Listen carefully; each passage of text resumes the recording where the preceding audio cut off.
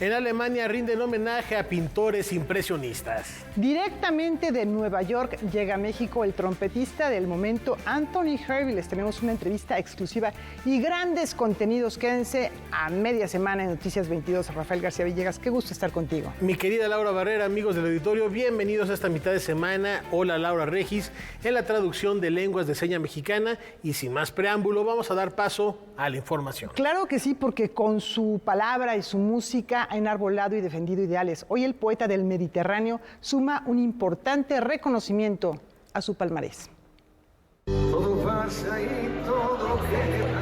Por unir el arte de la poesía y la música al servicio de la tolerancia, los valores compartidos, la riqueza de la diversidad de lenguas y culturas, así como un necesario afán de libertad, el jurado determinó distinguir con el Premio Princesa de Asturias de las Artes 2024 al cantautor español Joan Manuel Serrat. Evidentemente lo he recibido con una extraordinaria satisfacción, con alegría, con gratitud y con emoción. Serrat fue pionero de la denominada Nueva Canción Catalana, un movimiento que alzó la voz en contra de la represión e injusticias del régimen franquista. Yo escogí la guitarra y la música porque era un camino complementario para...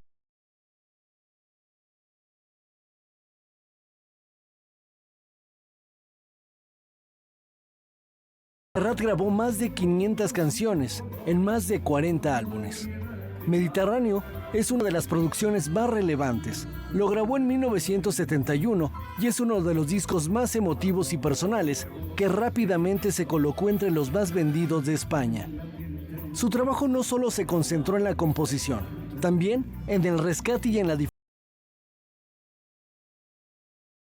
Hernández, Neruda, Benedetti, Alberti, Lorca y León Felipe.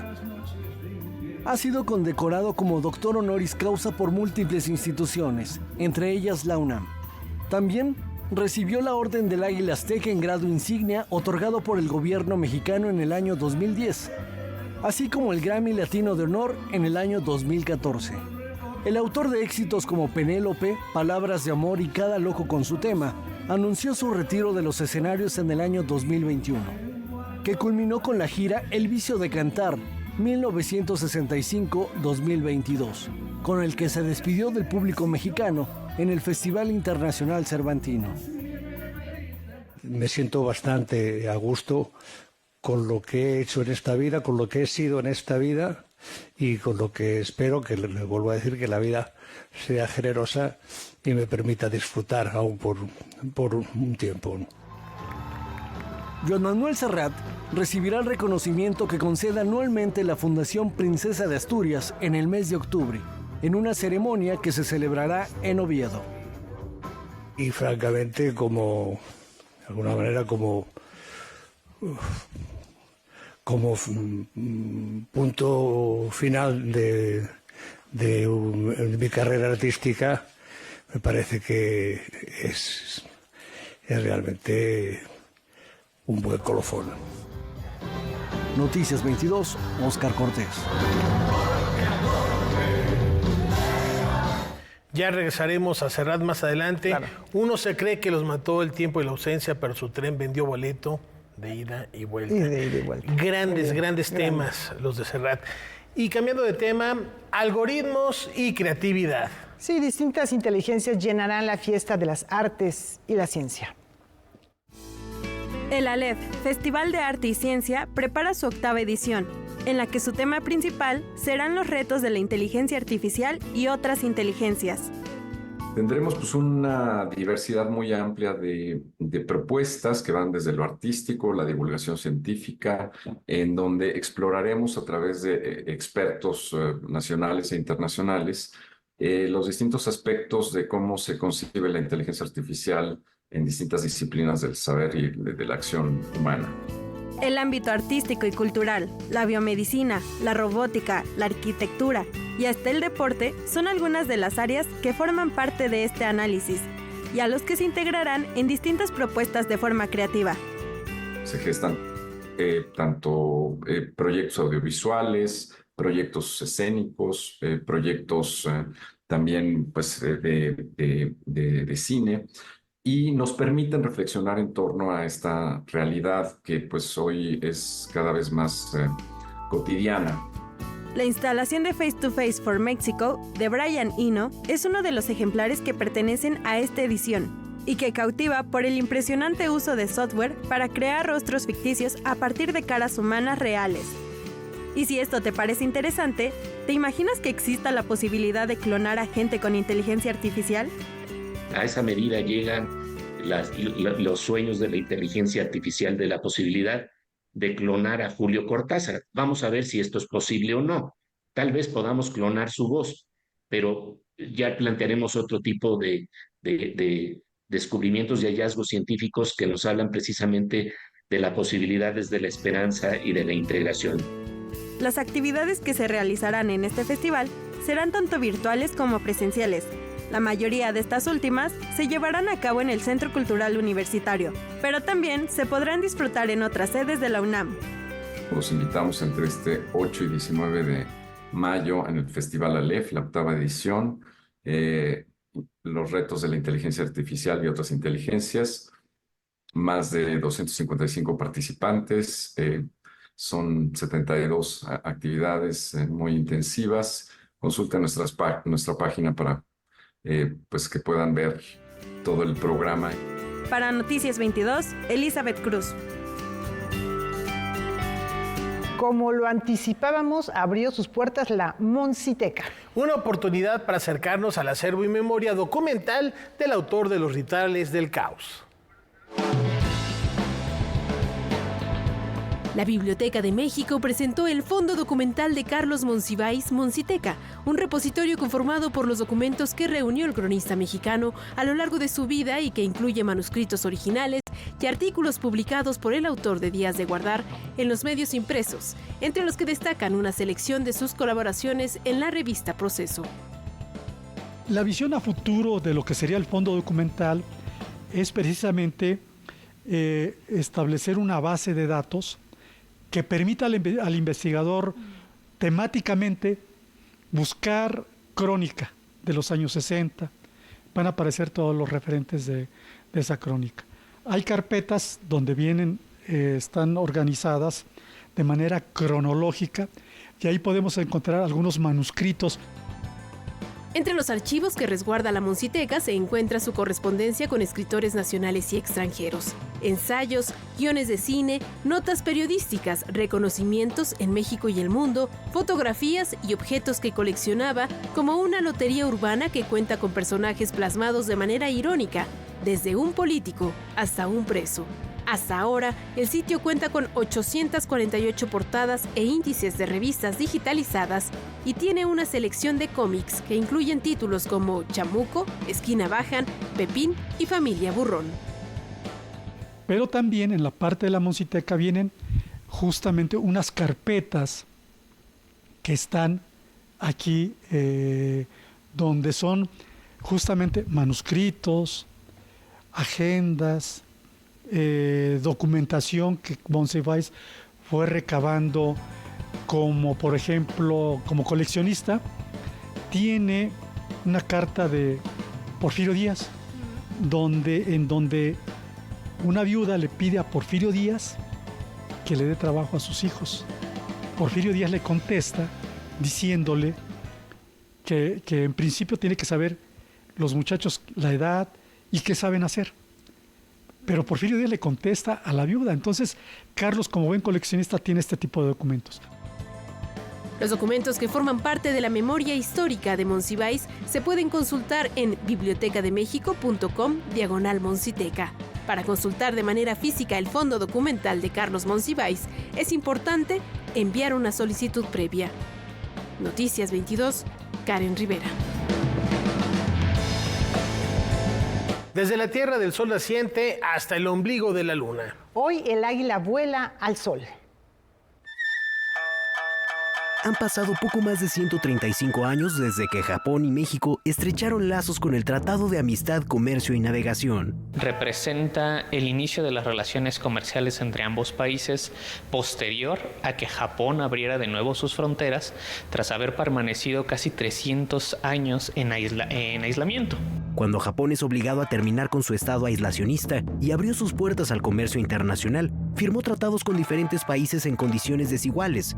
México fue el único que veló por una relación igualitaria. Eso le va a permitir a Japón renegociar todos los tratados que antes había firmado.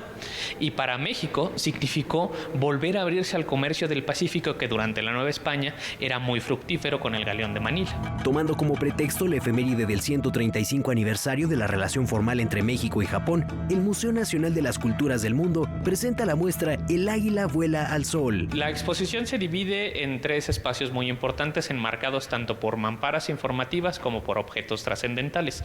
La primera sección es un poco la historia de las relaciones diplomáticas, ¿no? Empezando por el naufragio del Galeón de San Fernando, la misión Enomoto, que es la primera migración oficial de japoneses a México.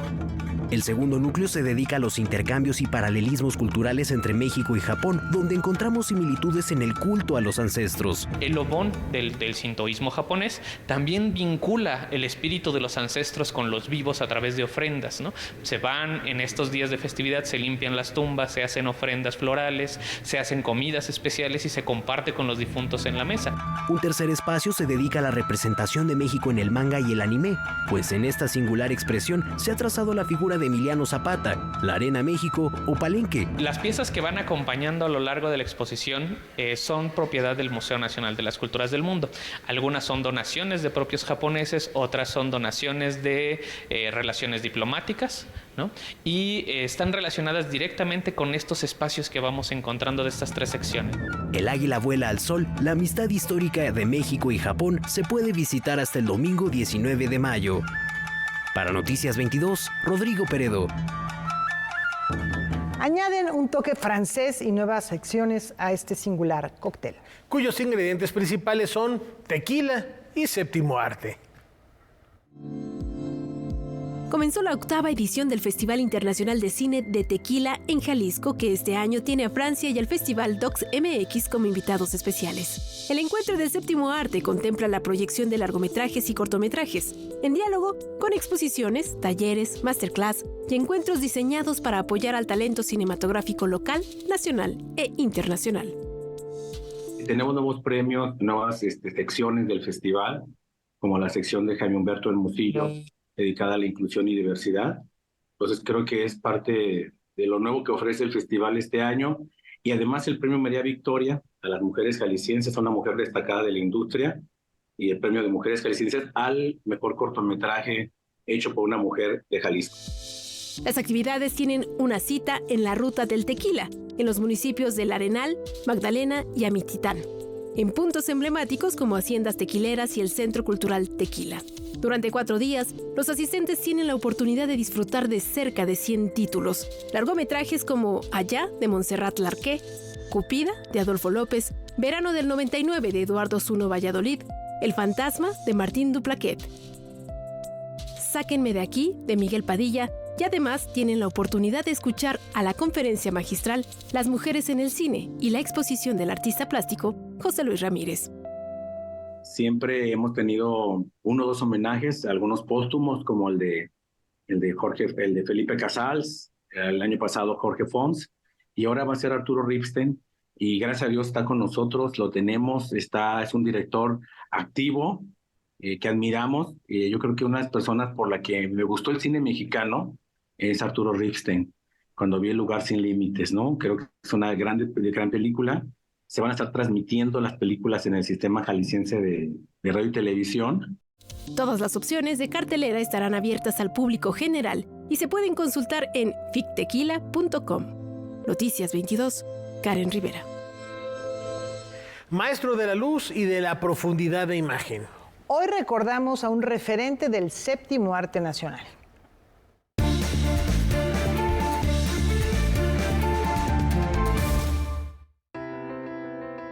Gabriel Figueroa Mateos nació el 24 de abril de 1907. Es considerado como el fotógrafo más reconocido del cine mexicano. Realizó estudios de bachillerato en la Escuela Nacional Preparatoria de San Ildefonso, de pintura en la Academia de San Carlos y de música en el Conservatorio Nacional de Música. Debutó en el cine en 1932, tomando fotografías fijas de la cinta Revolución, la sombra de Pancho Villa, del director Miguel Contreras Torres. Su experiencia con el manejo de la luz, que sería tiempo después la característica de sus trabajos, inició en 1934 al participar como iluminador en El Escándalo y El Primo Basilio, ambas cintas del director Chano Urueta. En 1935 recibió una beca para ir a Hollywood, donde se convirtió en uno de los discípulos de Greg Toland, fotógrafo del Ciudadano Kane de Orson Welles. De él aprendió la manipulación de la luz, la óptica, la composición y el manejo de la profundidad de campo. A su regreso en 1936, tuvo su primera oportunidad ante una cámara de cine con Allá en el Rancho Grande, considerada como el primer éxito internacional. Con ella, Figueroa ganó el premio por mejor fotografía en el Festival de Venecia en 1938. Filmó más de 200 películas, entre las que destacan Los Olvidados de 1950 y La Noche de la Iguana de 1964, con la que fue candidato al premio Oscar a Mejor Fotografía. Gabriel Figueroa falleció en la Ciudad de México el 27 de abril de 1997, pero en la mente de todos quedan plasmados los rostros que inmortalizó. Su mirada lo condujo a las cámaras en la tarea de aprisionar no solo los colores, las luces y las sombras, sino el movimiento de la vida. Para Noticias 22, Diana Obispo. Hagamos un viaje musical por las polifonías del pasado y evoquemos memorias centenarias. Elaborado entre 1609 y 1616, el cancionero poético de Gaspar Fernández, compositor y organista de origen portugués que fuera maestro de capilla en la Catedral de Puebla, es considerado un documento de gran valor histórico, pues supone una de las más antiguas y extensas recopilaciones de villancicos y chanzonetas del nuevo mundo hispano. Él generó un códice, un manuscrito, que tiene tanto música como textos de villancicos, y es un tesoro único en el género de cantares, de tradiciones, de música, de coplas de principios del siglo XVII. Como parte de su colección Clásicos de la Lengua Española, la Academia Mexicana de la Lengua ha publicado una edición crítica del cancionero poético musical de Gaspar Fernández, que presenta un estudio introductorio de la destacada filóloga Margit Freng, así como sus notas, comentarios y adiciones. Doña Margit Freng se propuso y logró editar por primera vez el conjunto de textos en español que tiene este cancionero. Son cerca de 300 en total. El cancionero es excepcional por varias razones. El que fuera escrito por una sola mano es una de ellas. También el hecho de que la música fuera creada mayoritariamente por un solo compositor, en este caso Gaspar Fernández. En lo que respecta a los textos poéticos, la mayoría son anónimos. Sin embargo, la doctora Freng logró identificar en algunos de ellos la autoría de José de Valdivieso, Lope de Vega, Luis de Góngora y Fernán González de Eslava, entre otros. El cancionero de Gaspar Fernández se caracteriza porque tiene las partituras. Es música polifónica, son composiciones a 4 o 5 voces, y esto es excepcional porque muchos de los cancioneros de la misma época, incluso en España, solo tienen los textos, no tienen la música. La edición crítica del cancionero poético de Gaspar Fernández, publicado por la Academia Mexicana de la Lengua, fue presentado ayer en la Escuela Nacional de Antropología e Historia. Los ejemplares pueden conseguirse en la sede histórica de la institución, ubicada en la calle Donceles número 66 en el Centro Histórico. Noticias 22, César H. Meléndez. Ellos son fundamentales para la vida, además de ser protagonistas y testigos en el desarrollo de nuestra civilización, y también son fuente de inspiración. Desde su inicio hace 18 años, el Museo de Arte Popular no solo ha impulsado la obra de creadores mexicanos mediante talleres, concursos o exposiciones, también se ha propuesto generar una cierta conciencia ambiental entre los visitantes. El museo siempre le ha apostado a la relación o a la simbiosis, si queremos ser un poco más científicos, entre biodiversidad y arte, entre biodiversidad y cultura, entre biodiversidad y desarrollo humano. Este cambio climático que estamos teniendo a nivel planeta, a nivel mundial, pues todo el mundo hablamos de él, todo el mundo nos quejamos de él, todo el mundo estamos sufriendo las cosas, pero nadie hacemos nada. De acuerdo con la Organización de las Naciones Unidas para la Alimentación y la Agricultura, al año desaparecen 10 millones de hectáreas de bosque en el mundo, y esto se debe a la explotación minera, el desarrollo urbano o la extensión agrícola. Consciente de las problemáticas que ha generado el humano a nivel mundial en la naturaleza, el Museo de Arte Popular hace un llamado contundente y definitivo con la exposición El Árbol, Testigo Permanente, Testimonio Viviente. Desde múltiples piezas, señala cuán importante ha sido la madera y otros materiales orgánicos para el arte y la vida. Estamos haciendo un recorrido por la parte mesoamericana, por la parte virreinal o colonial, por la parte colonial en términos de sociedad civil, y después empezamos a dar una serie de información, obviamente poca en el sentido de la cantidad de cosas que hemos encontrado y la cantidad de problemas que hay a nivel mundial.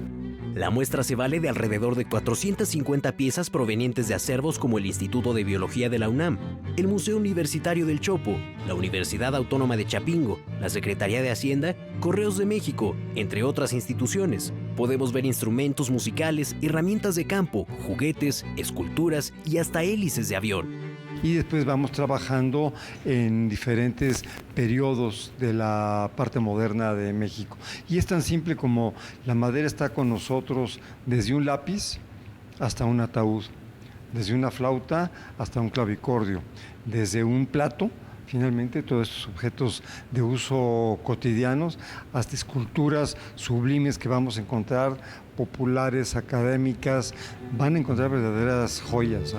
Gran parte de la muestra se concentra alrededor de un círculo que en su núcleo guarda un árbol habitado por figuras de animales. El árbol, Testigo Permanente, Testimonio Viviente, se inaugurará con una verbena este sábado 27 de abril a la 1 de la tarde y permanecerá en el Museo de Arte Popular hasta finales de septiembre. Para Noticias 22, Rodrigo Peredo. Estas sí que son verdaderas preguntas. Valentín Muro nos provoca a leerlas en caso de dudas. Las preguntas más geniales siempre provienen de los pequeños.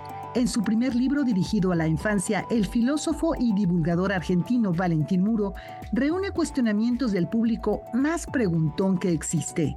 Estas 35 preguntas que se incluyen en el libro son todas preguntas reales de niñas y niños reales. Tengo la suerte de coleccionar desde hace varios años estas preguntas. Originalmente las respondí a través de mi newsletter semanal, que es gratuito y llega todos los domingos por correo electrónico.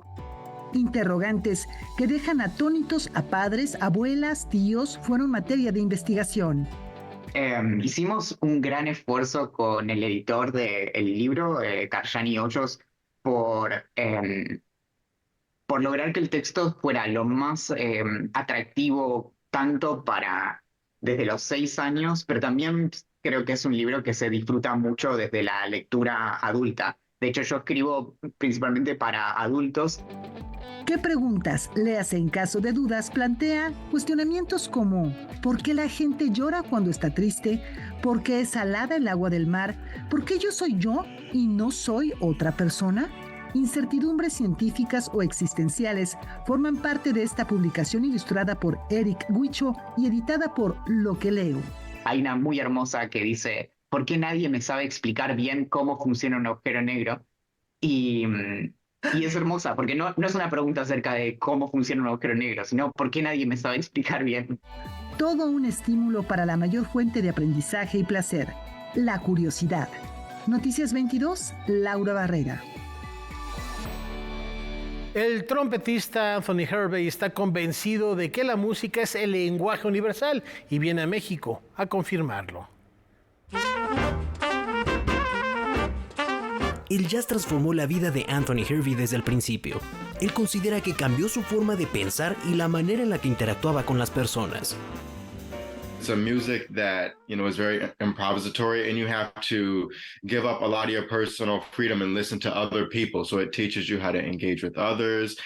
It's a way that I can communicate with people all over the world. Even if I can't speak the same language, we can play songs together and make some really beautiful music.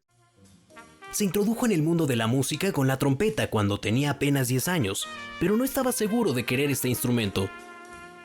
My mother encouraged me to play, and, you know, they say mama's always right. So when I picked it up, you know, I actually fell in love with it, and it's taken me on a long journey that's taken me around the world. Herbie estudió en Juilliard, ha acompañado en el escenario a otros grandes artistas como Wynton Marsalis, Christian McBride o Michael Bublé. Fue considerado por la página de los premios Grammy como uno de los 10 artistas emergentes más importantes de 2023. Fue en su alma mater cuando decidió formar su propio quinteto. I started writing more music at that time, and then I was like, you know, I need to get some people who can really amplify the message that I'm trying to get at in my music. Como parte del ciclo New York Jazz All Stars 2024 y en el contexto del Día Internacional del Jazz, el Anthony Herbie Quintet ofrecerá un concierto en el Centro Cultural Roberto Cantoral gracias a De Quinta Producciones. So one of the things I'm looking forward to is definitely playing in Mexico, because this is actually my first time, you know, being in Mexico properly. All the music I write, it has a feeling of warmth, and it's meant to elevate and empower people. You know, I believe in playing the way we live. La cita es este sábado 27 de abril a las 8:30 de la noche en el Cantoral. Los boletos solo se pueden adquirir a través del portal feverup.com. Para Noticias 22, Rodrigo Peredo. Bueno, esto va a ser el sábado 27 de abril en el Centro Cultural Roberto Cantoral, pero hay una segunda oportunidad de escuchar a Anthony Herbie y su quinteto el día de mañana, 25 de abril, en Zapopan, en Jalisco, en el Centro Cultural Santander. Hay que darse una vuelta. El concierto de mañana tendrá lugar a las 9 de la noche para quienes nos sintonicen cerca de esta zona, cerca de esta región. No se pierdan, está considerado hoy por hoy, junto con Wynton Marsalis, como uno de los más grandes trompetistas de la escena jazzística contemporánea. Entre los 10 más importantes, es una verdadera revelación, es un hombre muy joven, así que tiene otra trayectoria por delante enorme. Vamos a estarle siguiendo la pista y por lo pronto la oportunidad de tenerlo aquí en nuestro país es extraordinaria.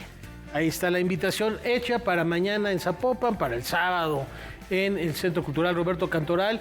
Y ahorita, para irnos a una brevísima pausa, tenemos mucho más.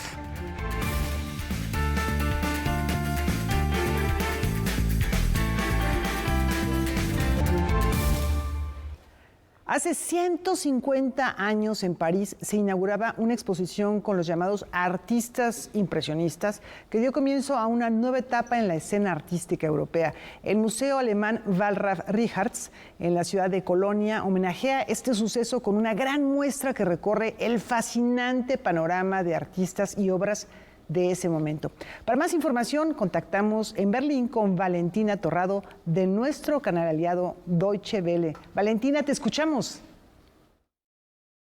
Saludos desde Berlín. Esta exposición itinerante en el Museo Wallraf Richartz en la ciudad de Colonia, que se titula 1863, París 1874, Revolución en el Arte, celebra el 150 aniversario de la inauguración de la primera exposición en 1874 de la Sociedad Independiente de Artistas, en que se dieron a conocer sus trabajos al margen del salón oficial controlado por la Academia de Bellas Artes francesa y que fue el comienzo del impresionismo. Nombres que en aquel entonces fueron rechazados por el salón serían años más tarde los grandes impresionistas de fama mundial que todos conocemos: Monet, Sisley, Degas, Renoir, Gauguin, Cézanne, Morisot, entre otros. La muestra recorre el apasionante camino de la pintura francesa del salón hasta el impresionismo y presenta un panorama versátil de artistas y estilos. Una nueva concepción estética nacía en ese momento: el retrato de la luz natural de manera nueva, la objetividad en la temática, en la representación de escenas simples de la vida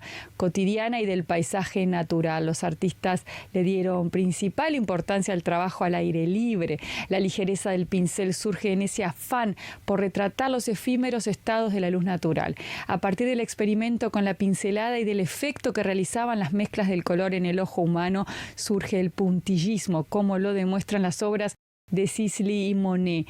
Millet retrató temas del campo, como vemos en El hombre con el hacha, y Manet con la muerte del torero. Los críticos utilizaron entonces el término impresionismo para referirse a los artistas de vanguardia de París en aquella época. Además, que prepararon el terreno para la llegada de las vanguardias modernas europeas del principio del siglo XX. El impresionismo es, ante todo, la insistencia de un grupo de pintores a favor de la libertad creativa en la pintura, colocando en el centro un redescubrimiento del retrato de la luz natural, es decir, las impresiones que toma el artista de la naturaleza para plasmarlas en el lienzo. Esta nueva forma de considerar la pintura, contrarios a los valores academicistas de esa época, supusieron un paso fundamental en la independencia del artista moderno en la libertad expresiva. Gracias por su atención, me despido hasta pronto. Valentina Torrado, de DW. Gracias, Valentina. Ojalá tengamos la oportunidad de darnos una vuelta al Val Raf, que vale la pena, Laura, un museo extraordinario, y además revivir esta memoria de lo que en París hace 150 años estaba marcando la tendencia y el futuro en la historia del arte. Y cambiamos de tema porque la Escuela Nacional de Danza Folclórica concluyó los festejos por su aniversario número 45. 45 aniversario de la Escuela Nacional de Danza Folclórica. En 1978, con el Sistema Nacional para la Enseñanza Profesional de la Danza, se crean, entre otras instituciones, la Escuela Nacional de Danza Folclórica, una entidad enfocada al estudio de la tradición dancística y preocupada por la conservación de la misma, labores que ha sostenido durante 45 años de trabajo ininterrumpido. La escuela estudia desde diversos frentes, pero siempre procura observar los códigos de expresión que identifican a las etnias nacionales. Donde traemos al hacedor de la danza a los salones de la escuela para que compartan pues su quehacer dancístico, su danza, y a partir de ahí empiezan los procesos, primero sistematización de la danza para poderla enseñar y después la escenificación. Los festejos por sus 45 años comenzaron desde 2023 con diferentes actividades. Estuvo el coloquio de investigación de la danza tradicional, estuvo el ciclo de experiencias, que es otra de las partes que la escuela trabaja, que es la parte performática de la danza folclórica. ¿Hacia dónde vamos ahora?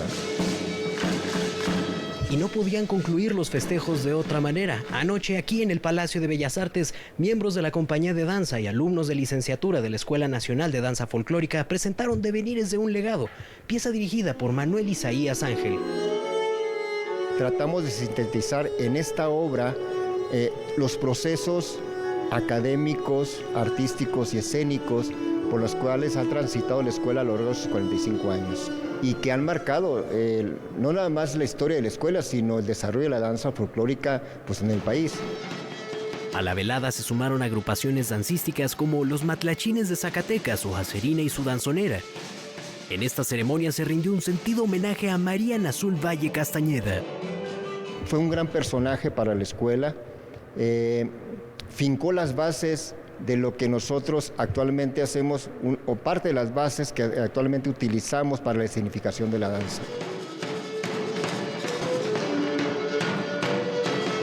Con imágenes de Oscar López y Juan Carlos Valencia, reportó desde el Palacio de Bellas Artes Rodrigo Peredo.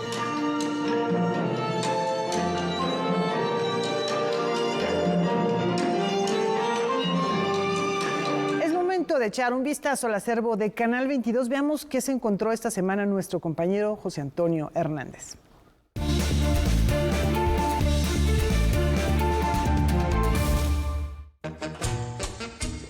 Hola, ¿qué tal? Laura, Rafa, muy buenas noches. Así es, pues esta semana tenemos aquí uno de los programas de una entrevista que hizo Cristina Pacheco. Como sabemos, gran periodista, más de 45 años al aire con uno de sus programas emblemáticos, Aquí nos tocó vivir. Veamos qué dijo en aquella entrevista. Lo que determina definitivamente la entrevista es la actualidad. Si el problema ahorita es la vivienda, trato de acercarme a alguien que tenga que ver con esto. Si el problema es un conflicto con artesanos, me acerco a los artesanos, pero muchas veces no es así. Yo creo mucho en lo que decía Fernando Benítez, Mercedes. El instinto de un periodista tiene que guiarlo. Gran conversadora, sensible a la realidad social más desfavorecida de la capital del país, en un mar de historias que la hicieron única. Hay un juego que se llama Voy Derecho y No Me Quito. Tú has jugado eso, ¿no? Bueno, yo voy derecho y no me quito. Yo voy jugando a la gallo gallina, voy derecho y no me quito porque creo en mi trabajo. El Canal 11 y el periódico La Jornada fueron su casa y su escaparate para crear un estilo en el arte de entrevistar a millones de mexicanos de todos los orígenes, oficios y profesiones. Porque esto le da sentido a mi vida y le da valor a mi tiempo. El tiempo es el único tesoro que tenemos. Entonces, desperdiciarlo haciendo algo en lo que no crees, con lo que no te comprometes, pues mejor no hagas nada. Ay, no, qué horror. Cristina Pacheco recibió el Premio Nacional de Periodismo, entre otros reconocimientos. Falleció en la Ciudad de México el 21 de diciembre de 2023. Noticias 22, José Antonio Hernández. Otto ha vuelto a perder su nariz. Vamos a acompañarlo en esta travesía para ver cómo la recupera.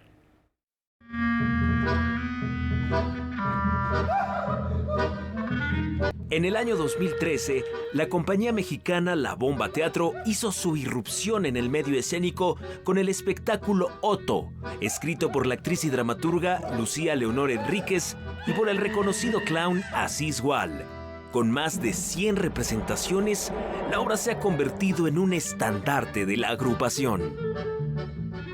Ahora estamos cumpliendo 11 años con el proyecto y lo vamos a reestrenar en el teatro donde nació, donde surgió, que es el Julio Castillo. Hace 11 años, ahí se estrenó Otto.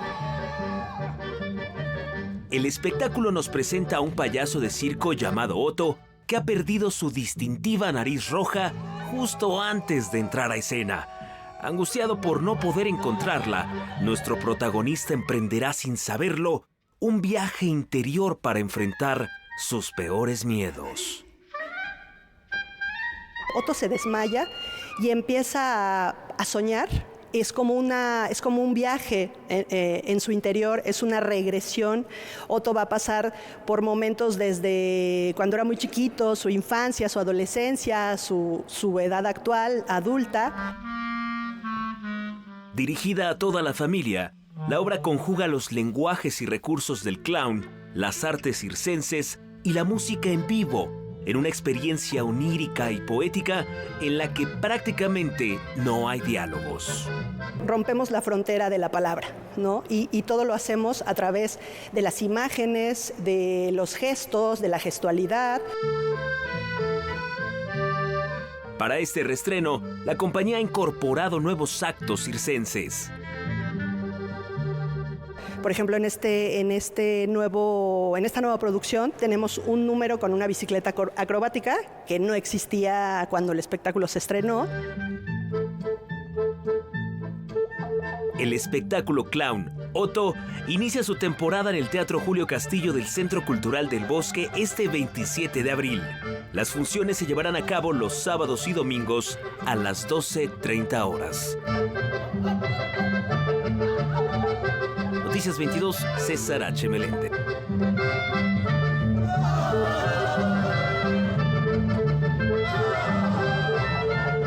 Reino Unido ya toma el pulso a los artífices del arte contemporáneo.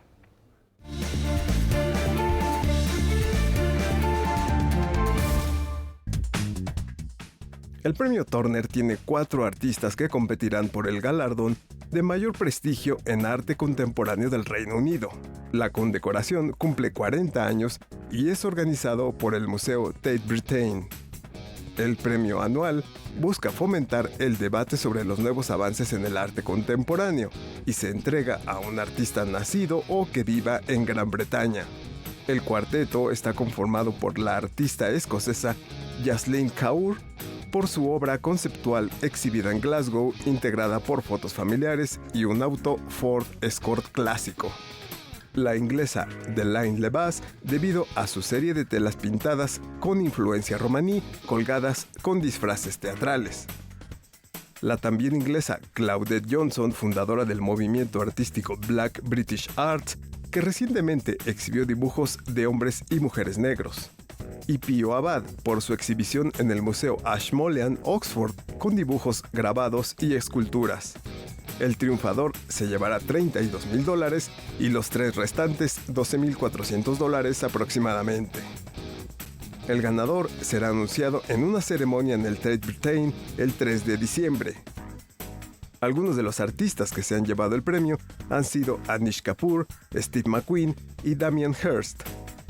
Noticias 22. Y nunca alejados de la polémica. Y vamos a otros temas porque el destino se traza y explora desde distintas perspectivas artísticas. La propuesta de 4 artistas que invitan a mirar al futuro a partir de la fotografía y la pintura llega a la Galería Oscar Román con 2 exposiciones que nos llevan a contemplar el arte. Las Memorias del Porvenir, 3 mujeres en el arte, es el nombre de la primera muestra que exhibe el trabajo de Estrella Carmona, Laura Quintanilla y Lourdes Almeida, 3 artistas dedicadas a la investigación y al desarrollo plástico, importantes dentro de la historia de la Galería Oscar Román. Tienen un hilo en común, que es la revisión sumamente exhaustiva y reflexiva del acontecer del presente y la pregunta hacia el futuro. Si vemos en Estrella Carmona nos habla muchísimo sobre esta transformación, esta deshumanización de la era postindustrial, digamos que inclusive de esta era posmoderna, en la que advertía esta condición de la guerra. Por su parte, la obra de Laura Quintanilla reflexiona sobre la dirección que toma la evolución de los seres humanos. Su poética iconográfica se adentra en la ciencia y la alquimia, la tecnología y las técnicas milenarias que se relacionan con el espíritu, el cuerpo y la historia. Y en el caso de Lourdes Almeida, que incorporamos también una revisión sobre distintas propuestas, vemos estas reflexiones que parten incluso de unos momentos históricos en los que se da la pandemia del VIH-Sida. Estamos hablando de obra que sucedió hacia 1990 y que también Laura Quintanilla en algún momento participa con esta presencia.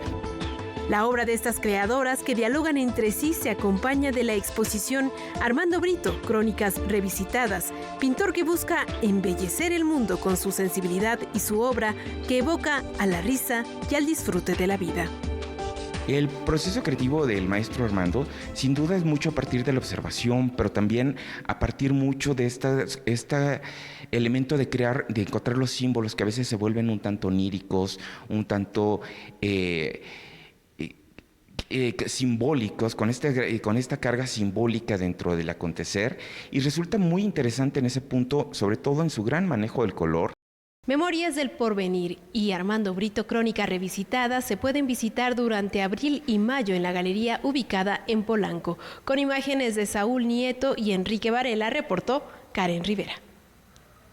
Esta muestra nos invita a desentrañar los colores de la música. La plástica y las sonoridades se funden en este homenaje a Manuel Enríquez. Con un concierto de colores y trazos provocados por las sensaciones y composiciones de la música de Manuel Enríquez, la artista visual Susana Enríquez le rinde un homenaje al compositor mexicano a 3 décadas de su fallecimiento. De un lenguaje abstracto, lúdico, de alguna manera, a veces inesperado, totalmente inesperado, a veces como accidentes o a veces con colores totalmente disonantes o muy ácidos, diría yo, pero un poco se refiere a todo ese mundo sonoro de Manuel Enríquez, que escribió música electrónica, música para orquesta, música para cine, música para danza, y cada género es un mundo diferente, es un mundo de exploraciones. Son obras que representan las vibraciones, reverberaciones, el crescendo, los solos de instrumentos, así como el conjunto de sonidos que se combinan en una orquesta. Cuando las ponemos juntas hay una conexión, se van relacionando a partir del color, se van relacionando, van hablando, hay mucha intensidad, hay mucho, son muy densos de pronto los cuadros y de pronto se desvanecen. Hay unos que son casi acuareleados porque es ya cuando el sonido es pianísimo, cuando el sonido va desapareciendo o queda una vibración del instrumento, entonces el sonido se va esfumando. A través de estas obras, la artista, quien fue esposa del compositor, representa lo que para Enríquez era la textura y el color musical. Es la abstracción por la abstracción. Y en la música que es tan abstracta justamente te puede llevar a muchas partes. te trae recuerdos, te provoca imágenes, te hace imaginar cosas, muchas sensaciones, te causa enojo o disgusto o así como repelús o cosas que dices, esa música no me gusta. Pero es una abstracción y es una reacción muy personal, muy independiente, muy individual. Y bueno, en la pintura abstracta es igual. La exposición Ella y Él, los colores en la música de Manuel Enríquez, permanecerá hasta el 1 de junio en la Galería de Arte Binario del Centro Nacional de las Artes. Noticias 22, Óscar Cortés. Bueno, finalmente ese es el objetivo ulterior del arte, mover las emociones, positivas o negativas, pero tiene que llegar a eso que trasciende los sentidos, y yo creo que el maestro Manuel Enríquez lo hacía muy bien, y además los homenajes en ese 30 aniversario luctuoso continúan. Ya hubo un par de conciertos en Bellas Artes, pero va a haber otro este sábado 27 en el máximo recinto cultural del país, donde se va a interpretar la obra absoluta de piano, y nada más escuchen qué talentosos pianistas van a estar ahí. Será Alberto Cruz Prieto, a quien enviamos un fuerte abrazo y cariñoso saludo, y Francisco García Torres, a quien también le enviamos otro, con la obra íntegra para piano del maestro Manuel Enríquez. Entonces hay que darse una vuelta. Además es una oportunidad para escuchar la música de este gran artista que rompe con ese nacionalismo que se venía escuchando en la música, introduce elementos como lo electroacústico, exploraciones muy diversas, experimentación, renueva, estudia en Juilliard, así que bueno, pues tiene contacto con músicos de todo el mundo y dice, bueno, pues está bien el nacionalismo, vamos a buscar otras maneras de hacer música, y abre caminos, y bueno, pues abre el Foro Internacional de Música Nueva, por ejemplo, ¿no? 6 de la tarde, sábado, Sala Manuel M. Ponce del Palacio de Bellas Artes. Y nos vamos a despedir, cambiamos de música, ya lo habíamos anticipado. No, vamos a llevar otra pieza. Tenemos sí. una pieza más. La poesía es el vehículo con el que viajamos a tiempos de la Revolución para explorar la Tierra Oscura. Rubén Jaramillo, el último zapatista que hasta su muerte mantuvo su lucha por los derechos de los campesinos, es retomado por Silvia Tomasa Rivera para realizar una serie de poemas libres que llevan por título La Tierra Oscura. Pues a mí siempre me ha gustado mucho la historia de nuestros líderes. En este caso, este era un líder agrario. Y pues con esa triste forma de su muerte, ¿sí? Y porque fue el hombre que más tiempo ha luchado en México por la libertad, en la lucha social. Duró casi, pues imagínate, desde 1915 hasta 1962 que lo mataron. Todos esos años estuvo en pie de lucha Rubén Jaramillo. Este libro, publicado por el Fondo de Cultura Económica, fue realizado durante la pandemia, pero sobre todo a partir de lo que la gente le contó a la poeta sobre Jaramillo. Inicio el libro cuando Rubén Jaramillo tenía 15 años, o sea, en 1915, porque él nació en 1900. Entonces que llega Zapata a su casa de Tlaquiltenango, llega a su casa y pide una jarra de agua, Emiliano Zapata, y Jaramillo ve reflejada en la tierra la sombra de un sombrero de media luna, y ahí empieza el libro. Y luego, pues él, desde ese momento se siente atraído pues por la lucha. Y anda un tiempo con Zapata y pues después forma su propio pequeño ejército en la montaña.